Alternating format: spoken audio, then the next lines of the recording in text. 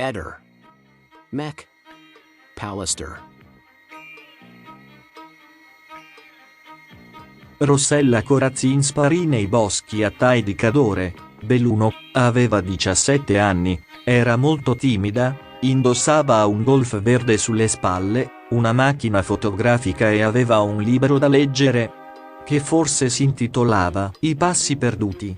Era in vacanza lì con i genitori da San Vito al Tagliamento, Pordenone. Fu inghiottita dal bosco e il corpo non fu mai ritrovato. Sarebbe stata segregata prima in un casolare in Romagna e poi in una villa sul Trasimeno.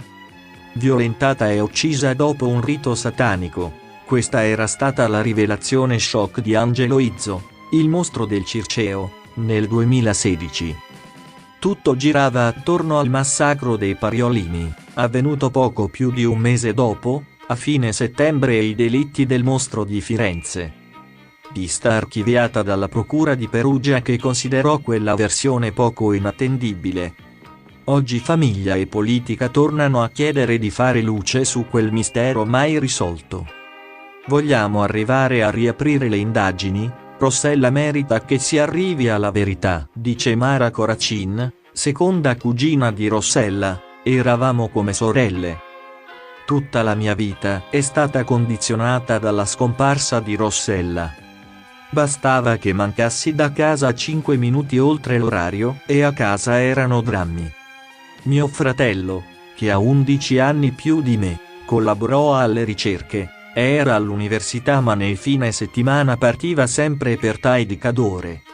La mamma di Rossella per ogni compleanno chiudeva delle rose in una busta.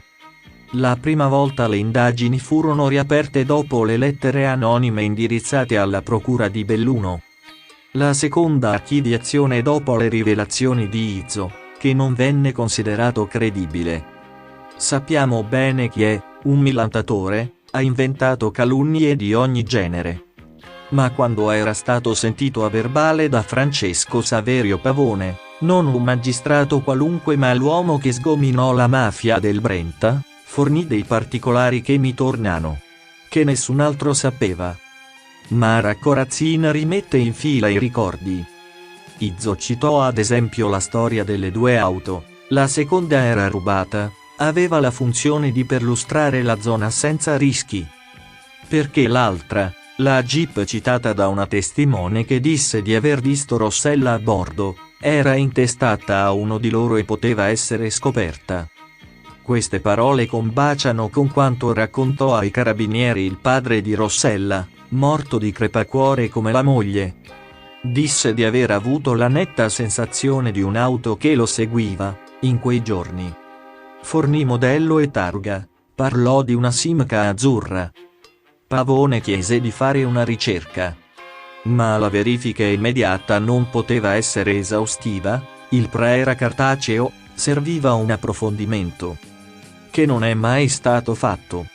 Oggi chiediamo allo Stato una verifica precisa, a partire dal pozzo della villa sul lago Trasimeno. I vicini raccontarono che si sentiva un fetore insopportabile. Perché nessuno ha voluto controllare?